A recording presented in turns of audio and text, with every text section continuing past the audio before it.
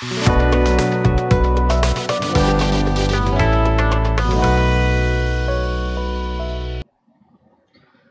আলাইকুম প্রিয় দর্শক, স্বাগত জানাচ্ছি কিভাবে শিখবো ইউটিউব চ্যানেলের আরো একটি নতুন ভিডিওতে।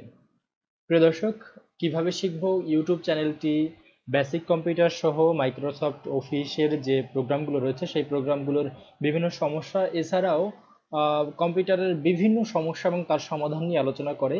তো বন্ধুরা, আজকের ভিডিওতে আমরা মাইক্রোসফট ওয়ার্ডের খুব গুরুত্বপূর্ণ একটি সমস্যা নিয়ে আলোচনা করব। আপনাদের মধ্যে অনেকেই যারা মাইক্রোসফট ওয়ার্ড নিয়ে কাজ করেন, তারা কাজ করতে করতে বিভিন্ন সময় হঠাৎ করে একটি সমস্যায় পড়েন। সেই সমস্যাটি কিরকম যদি আমরা একটু মাইক্রোসফট ওয়ার্ডে গিয়ে দেখি সবচেয়ে ভালো হয়। তো আমি মাইক্রোসফট ওয়ার্ডে চলে যাই। বন্ধুরা, আমি এখানে মাইক্রোসফট ওয়ার্ডের একটি ডকুমেন্ট ওপেন করেছি। তো এই ডকুমেন্টে ধরেন আমি কাজ করতে করতে গিয়ে আমার কোনো একটা জায়গায় কিবোর্ডের চাপ লেগে গেল, তখন আমার কিবোর্ডের মধ্যে এমনটা হয় যে আমাদের যে স্ক্রিনটা বা আমাদের যে এই ইন্টারফেসটা, সেই ইন্টারফেসটা এরকম হয়ে যায় যেখানে পেজের যে একটা ভিউ থাকে সেই ভিউটা আমরা পাই না। এই সমস্যাটি কেন হয়, কিভাবে হয় এবং এটা সমাধান কি, এই টোটাল বিষয়গুলো নিয়ে হচ্ছে আজকে আমি আলোচনা করব।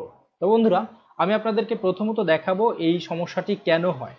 এখন আপনারা যে ইন্টারফেসটা দেখতেছেন এটা কিন্তু মাইক্রোসফট ওয়ার্ডের একটি ডিফল্ট ইন্টারফেস। এই ইন্টারফেসে আমরা কিন্তু সাধারণত কাজ করতে অভ্যস্ত, কিন্তু যদি কখনো কাজ করতে করতে আমাদের এই যে ইন্টারফেসটি এরকম হয়ে যায়, তাহলে এটা কিন্তু কাজ করতে অনেক ঝামেলার সৃষ্টি হয়। আপনি প্রথমত পেজ সেটআপ করতে পারবেন না বা অনেক সমস্যা ফেস করতে পারেন। তো আজকের ভিডিওতে আমরা মূলত এটার সমাধানই দেখাবো। তো আমি আমার যে ডিফল্ট ইন্টারফেস ছিল সেখানে চলে যাই। বন্ধুরা, এই যে সমস্যাটা আমরা দেখলাম এটা হচ্ছে মূলত ওয়েব লেআউট। মানে আমরা মাইক্রোসফট ওয়ার্ডের ভাষায় বলি এই সমস্যাটি হচ্ছে ওয়েব লেআউটে চলে যাওয়া। আমরা এখন যে নর্মাল ইন্টারফেসটাতে আছি এটাকে বলা হয় প্রিন্ট লেআউট, আর আমরা সাধারণত এই প্রিন্ট লেআউটেই কাজ করি। তো আমরা যখন কোনো নতুন পেজ নিতে চাই কিংবা হচ্ছে কন্ট্রোল ভি দিতে যাই, যেমন কন্ট্রোল ভি দিলে আমাদের লেখাটা বোল্ড হয়। যেমন এই যে এই লেখাটা যদি আমি এখন বোল্ড করতে চাই, আমরা কি করি, কন্ট্রোল ভি দিয়ে বোল্ড করি। তো অনেক সময় এটা করতে গেলে বা নতুন কোনো ডকুমেন্ট নিতে গেলে তখন আমাদের কি হয়, কন্ট্রোলের সাথে অল্টার প্রেস করে যদি আমরা এন প্রেস করি বা এন এ চাপ লেগে যায়, কন্ট্রোল এবং অল্টার বাটন এর সাথে যদি এন বাটনটিতে কখনো প্রেস করে যায় বা চাপ লেগে যায়, তখন আমাদের এই যে ইন্টারফেসটি সেটা পরিবর্তন হয়ে যায়।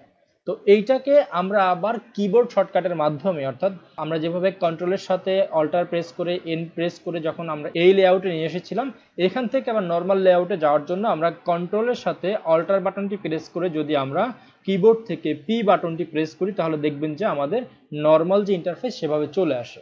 আর যদি কখনো আপনার এরকম প্রবলেম ফেস করেন, তাহলে এটা যদি আপনি ম্যানুয়ালি সলভ করতে চান, তাহলে আপনি দুইটি ওয়েতে এটা সলভ করতে পারেন। একটা ওয়ে হচ্ছে আমাদের এই যে ইন্টারফেস এর নিচে আমরা সবসময় এরকম একটি অপশন দেখব যেখানে আমরা এই পেজের কিছু তথ্য বা আমাদের এই যে ডকুমেন্ট, সেই ডকুমেন্টের কিছু তথ্য আমরা এখানে দেখতে পারবো। এখান থেকে এই সারিতে আমরা যদি একটু ডান দিকে আসি, তাহলে আমরা এখানে দেখতে পারবো যে রিড মোড, প্রিন্ট লেআউট, তারপরে আছে ওয়েব লেআউট। আমরা এখন বর্তমানে আছি ওয়েব লেআউট। তো এটা হচ্ছে আমাদের ওয়েব লেআউট। আর এরপরে যদি আমরা এই প্রিন্ট লেআউটে ক্লিক করি, তাহলে দেখবেন যে আমাদের যে পেজটি সেটা কিন্তু স্বাভাবিক যে ইন্টারফেস ছিল সেভাবে চলে আসছে। এছাড়াও আমরা চলে যেতে পারি আমাদের যে এই রিবন বার রয়েছে সেখানে। রিবন বারের ভিউ মেনু থেকে আমরা এই যে এখান থেকে যে ভিউজ অপশনটি রয়েছে সেখান থেকে কিন্তু আমরা ওয়েব লেআউটে কাজ করতে পারি। তো ওয়েব লেআউটে আসলে আমাদের এরকম পেজটি ছোট হয়ে যাবে বা আমাদের পেজের যে ইন্টারফেস সেটা এরকম চলে আসবে। আর যখন আমরা এখানে পেজ লেআউটে ক্লিক করব তখন কিন্তু আমাদের এই যে দেখেন আমাদের যে ইন্টারফেস সেটা ঠিক হয়ে যাবে। তো আশা করি বন্ধুরা এই ছোট্ট সমস্যাটির সমাধান আপনারা পেয়েছেন এবং এই ভিডিওটি দেখে আপনি উপকৃত হয়েছেন। যদি আপনি আমার এই ভিডিওটি দেখে উপকৃত হয়ে থাকেন, তাহলে রিকোয়েস্ট করব ভিডিওটিতে একটি লাইক দিন। আপনার সুন্দর একটি মতামত অবশ্যই দিয়ে যাবেন আমাদের ভিডিওগুলো আপনার কেমন লাগে, এবং আমাদের কাছে আপনার কোনো প্রশ্ন থাকলে সেই প্রশ্নটি কমেন্ট বক্সে দিয়ে যেতে পারেন। আর আপনি যদি আমার চ্যানেলে নতুন হয়ে থাকেন তাহলে রিকোয়েস্ট করব আমার চ্যানেলটিকে সাবস্ক্রাইব করুন। পাশে থাকা যে বেল আইকনটি আছে সেটিকেও অন করে দিন, যাতে করে পরবর্তীতে নতুন কোনো ভিডিও আপলোড করলে আপনার কাছে একটি নোটিফিকেশন চলে যায়।